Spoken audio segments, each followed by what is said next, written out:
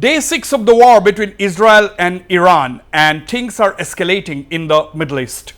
Let's go into the headlines. Israel claims attacks on centrifuge and weapons production sites in Iran. Attack comes after Iran unleashes hypersonic Fatah missile towards Israel. US President Donald Trump demands Iran's unconditional surrender, says patience running out.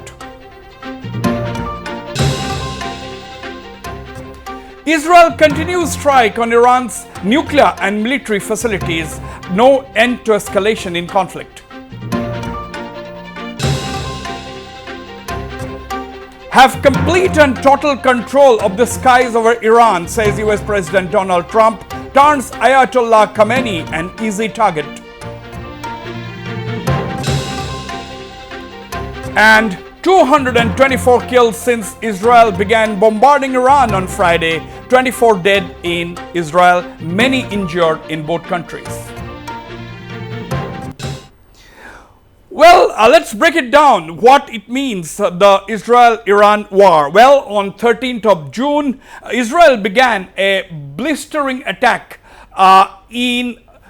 offensive by striking on Iranian nuclear and military targets, marking a pivotal shift from proxy skirmishes to direct confrontation. The road ahead, of course, is fraught with volatility, and it is shaped by Iran's weakened proxy networks, cautious Arab allies, and Israel's emboldened strategy. Iran's so-called axis of resistance, Hamas, Hezbollah, and the Houthis and Iraqi militias has been severely degraded, raising questions about betrayal or strategic abandonment, while of course Arab states play a delicate balancing act. Iran's proxies have not betrayed Tehran actually, but they are too battered by previous sustained Israeli strikes to mount significant support for Iran at this critical juncture. Hamas is decimated in Gaza since October 2023, lacks the military capacity to threaten Israel, with its leadership fractured and infrastructure ruined.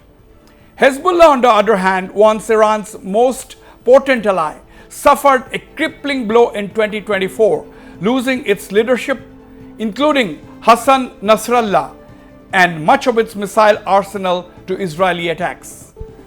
Lebanon's new anti-Hezbollah government, led by President Joseph Aoun, has further sidelined the group, demanding its weapons, dismantling its weapon depots, and refusing to let it drag Lebanon into Iran's war. The Houthis in Yemen remain active, launching sporadic missile salvos into Israel, but their distance and limited strategic weight makes them mere symbolic rather than decisive.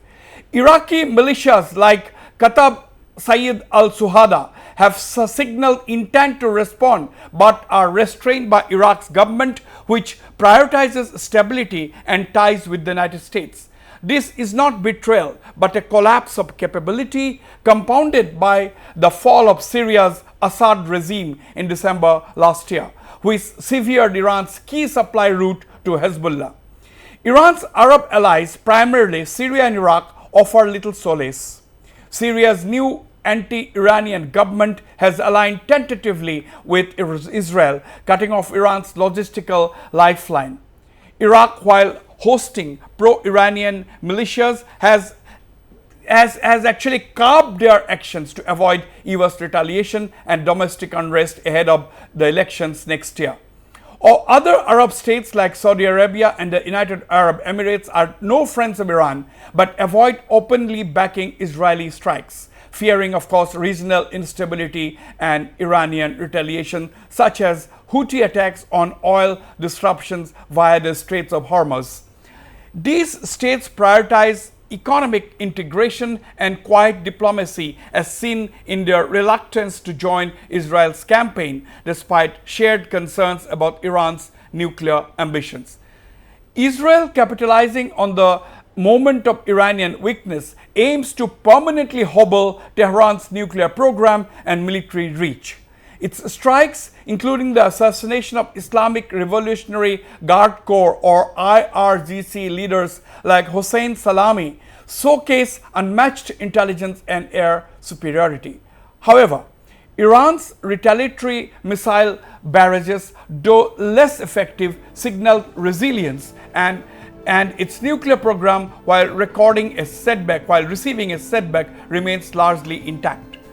Tehran may now dash for a bomb, risking further escalation, or lean on asymmetric tactics like terrorism via or through the remaining proxies.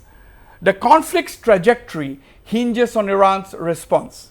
A restrained counterstrike could lead to a tense stalemate, with Arab mediators like Qatar and Oman seeking de-escalation. A bold move like closing the Strait of Hormuz could spike oil prices and draw in the US despite Trump's reluctance.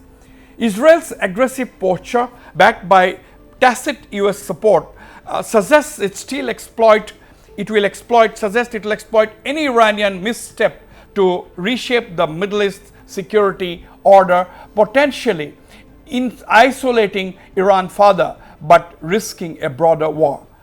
Death in the past 6 days of at least 6 top Iranian military commanders, including the replacement wartime chief of staff Ali Shadmani, during an Israeli attack on Tuesday, has left a vacuum in Iran's military establishment at this critical juncture. Now, reports are suggesting that Iran's supreme leader Ayatollah Ali Khamenei is getting isolated following the death of his most trusted inner circle members, and that his son Wasbir Hussain Khamenei, considered the number 2 leader in Iran, is trying to take things under control. All eyes are now on the role of the United States. Everyone is asking, why did US President Donald Trump leave the G7 summit in Canada midway and rush back to Washington? Back home, of course, President Trump called upon Iran to surrender unconditionally, but a defiant Iran said the war has only begun and launched a hypersonic missile attack on Israel. A US attack on Iran could have major consequences for Donald Trump's presidency and the region. Trump apparently left the G7 summit early to decide whether to join Israel in an effort to destroy Iran's key underground nuclear facilities, or go in a different direction by engaging in last-minute diplomacy with Tehran in a bid to impair its ability to build a nuclear weapon. That's what reports, of course, are saying. Trump told reporters on Air Force One early Tuesday that he was looking for better than a ceasefire and wants a real end to Iran's nuclear program. Trump has also said the US knows where Ayatollah Ali Khamenei is hiding, but said they would not strike at his hideout just yet. Now, one would also like to know which are the countries trying to help reach a ceasefire or bring about a thaw in the prevailing situation. Well, Iran has reached out to Oman and Turkey to advocate for a ceasefire. Saudi Arabia and Cyprus are 2 other countries actively advocating for a ceasefire. Now, the Arab nations, the G7 nations, including the US, Canada, France, Germany, Italy and Japan, have not directly called for a ceasefire, but have formally called upon Israel and Iran to de-escalate the situation.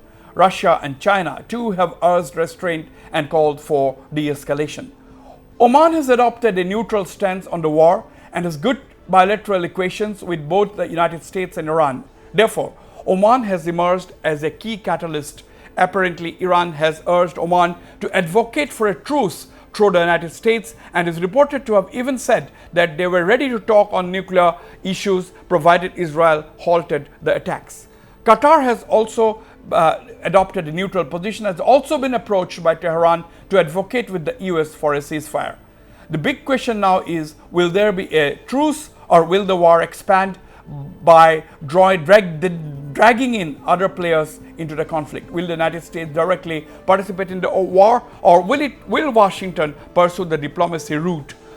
Will Israel be ready to actually stop its raids and try not to achieve its ultimate goal of crushing and decimating Iran's nuclear program, as Tel Aviv sees it as an existential threat to the nation? The story is still unfolding. But the big story now is that the headline now is that Iran has launched a hypersonic missile at Israel, and a hypersonic missile can travel at a speed of Mach 5 and can maneuver its directions during flight, and therefore it is absolutely effective in targeting specific targets, and that's why the launching of the hypersonic missile by Iran is significant. And Iran has now claimed that the hypersonic missile has been able to dodge the air defense systems in Israel.